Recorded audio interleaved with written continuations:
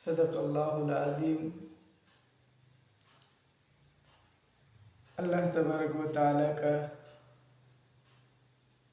لاکھ لاکھ کرم اور احسان ہے کہ اللہ تبارک و تعالیٰ نے ہم سب کو مسلمان بنایا۔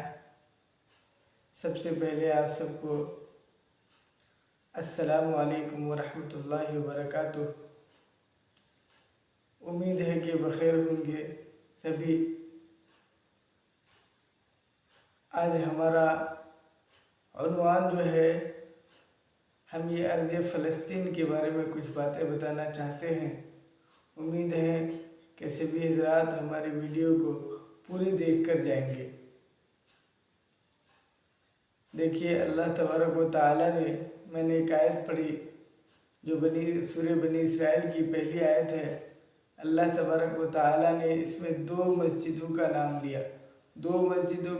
لیا، ایک مسجد حرام، ایک مسجد اقصیٰ۔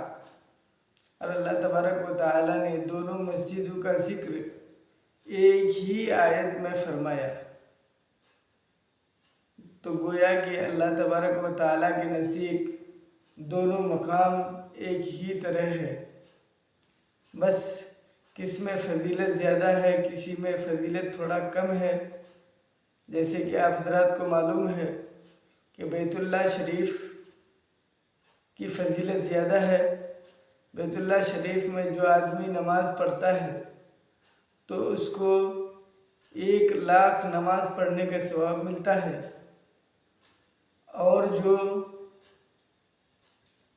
آپ صلی اللہ علیہ وسلم کی مسجد یا مسجد نبوی میں نماز پڑھتا ہے اس کو 50,000 نمازوں کا ثواب ملتا ہے۔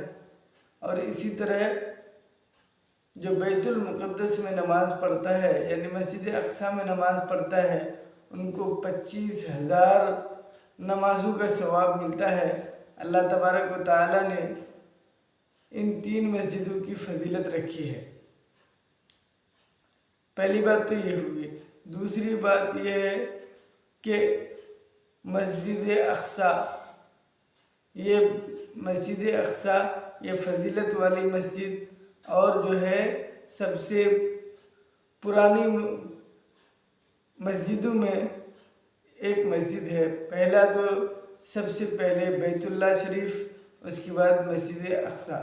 آپ صلی اللہ علیہ وسلم سے پوچھا گیا کہ سب سے پہلے کیا بنایا گیا، تو آپ صلی اللہ علیہ وسلم نے فرمایا کہ بیت اللہ شریف کے بنانے کے بعد 40 سال کے بعد بیت المقدس کو بنایا گیا۔ اور یہ بھی عجیب فضیلت کی بات ہے کہ حضرت ابراہیم علیہ السلام کے 2 بیٹے، حضرت اسماعیل اور حضرت اسحاق علیہ السلام، اللہ تبارک و تعالیٰ نے دونوں سے 2 مسجد تعمیر کرائی۔ ان میں سے اسماعیل علیہ السلام جو اپنے باپ کے ساتھ خانہ کعبہ کی تعمیر کرائی، اور اسحاق علیہ السلام جو ہے بیت المقدس کی تعمیر کرائی۔ بہرحال بیت المقدس یہ مقدس جگہ ہے، اور جو ہے اس کا نام بیت المقدس ہی ہے، لیکن جب سے قرآن میں آیا سبحان الذی اسریٰ بعبدہ لیلا من المسجد الحرام الی المسجد الاقصیٰ، تو اس مسجد کا نام مسجد اقصیٰ اس وقت سے پڑ گیا، یعنی اس مسجد کا نام مسجد اقصیٰ رہ گیا۔ بہرحال مسجد اقصیٰ اللہ تبارک و تعالیٰ کی مقدس مسجد ہے، جس میں آپ صرف 2 رکعت نماز پڑھیں گے تو آپ کو 50,000 رکعت نماز پڑھنے کی ثواب ملے گی، کیونکہ 25,000 نمازوں کی ثواب ملتی ہے، تو 1 رکعت نماز پڑھنے سے 25,000 رکعت کی ثواب، اور آپ 2 رکعت نفل پڑھیں گے تو 50,000 نفل نماز کی ثواب ملے گی۔ آپ اگر 4 رکعت فرض پڑھتے ہیں تو 1,00,000 رکعت فرض نماز پڑھنے کی ثواب ملے گی، وہ ایسی مسجد ہے۔ بہرحال، اور آپ صلی اللہ علیہ وسلم سے پہلے تمام انبیاء کی جو ہے قبلہ وہ مسجد اقصیٰ ہی تھا، اسی لیے اس کو فضیلت ہے۔ دوسری چیز یہ ہے کہ ہم مسلمانوں کا یعنی امت محمدیہ کا بھی ہجرت سے پہلے اور جو ہے ہجرت کے بعد 6 مہینے تک مسجد اقصی ہی ہمارا قبلہ رہا.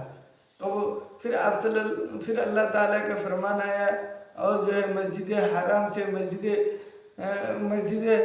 اقصی سے مسجد حرام کی طرف آپ صلی اللہ علیہ وسلم نے جس مسجد میں رخ فرمایا اس مسجد کا نام بھی آج تک مسجد قبلتین ہے، یعنی 2 قبلہ والی مسجد، جس میں ایک ہی نماز ظہر کی نماز تھی. آپ صلی اللہ علیہ وسلم نے 2 رکعت مسجد اقصی کی طرف پڑھے اور 2 رکعت مسجد حرام کی جانب پڑھا، یعنی بیت اللہ شریف کی طرف پڑھا.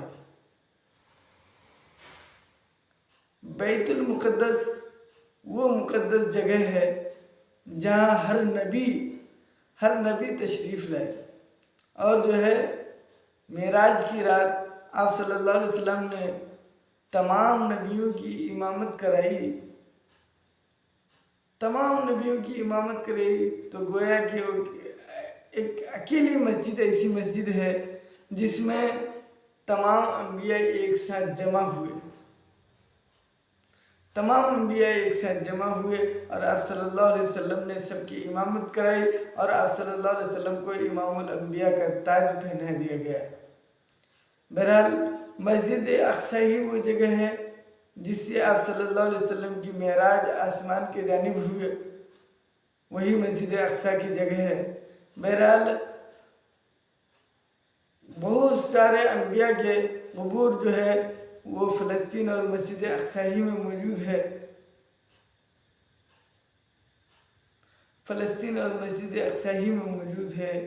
دوسری چیز کہ خاص کر ابراہیم علیہ السلام، بنی اسرائیل کے جتنے نبی ہیں سب کی قبر جو ہے فلسطین میں ہی موجود ہے، اور ابراہیم علیہ السلام نے بھی ہجرت کر فلسطین کی طرف ہی آیا تھا. اور آپ صلی اللہ علیہ وسلم کے بعد حضرت عمر خود چل کر فلسطین آئے اور فلسطین کو فتح کیا، مسجد اقصی کو فتح کیا. بہت دن تک مسلمانوں کی حکومت رہی. ویسے تو مسجد اقصی فلسطین اس میں لڑائی آج سے نہیں، حضور صلی اللہ علیہ وسلم کے زمانے سے پہلے سے ہی ہے. اگر آپ اس کو اٹھا کر دیکھیں گے، جو میں نے آیت پڑھی ہے 15ویں پارے کے شروع آیت بنی اسرائیل کا، اس آیت کی تفسیر کو اٹھا کر دیکھیں، خاص کر تفسیر حقانی. ان کو پڑھیں گے آپ تو آپ کو سارے حوالات آپ کو مل جائیں گے اور سارے کے نام مل جائیں گے، کون سے بادشاہ کب لڑے اور کیا کیا، کتنی مرتبہ بیت المقدس کو منہدم کر دیا گیا، بالکل مٹا دیا گیا، پھر دوبارہ کس نے بنایا، کیسے بنایا، 5-6 مرتبہ اس کو کیا کہتے جو بنیاد کو مٹا دیا گیا، کون کون بادشاہ اور کون یہ کیے. وہ شروع زمانے سے اس کی لڑائی چلتی ہوئی آ رہی ہے اور آج تک بھی اس کی لڑائی جاری ہے اور پتہ نہیں کب تک اس میں جاری رہیں گے. بہرحال تو ہمارا جو ہے فلسطین سے اور بیت المقدس سے کنیکٹ کیا ہے، ہم کیوں اس سے محبت کرتے ہیں؟ تو ہم مسلمان ہیں، ہمارا قبلہ اول ہے اور ہم تمام نبیوں پر ایمان رکھتے ہیں. تو تمام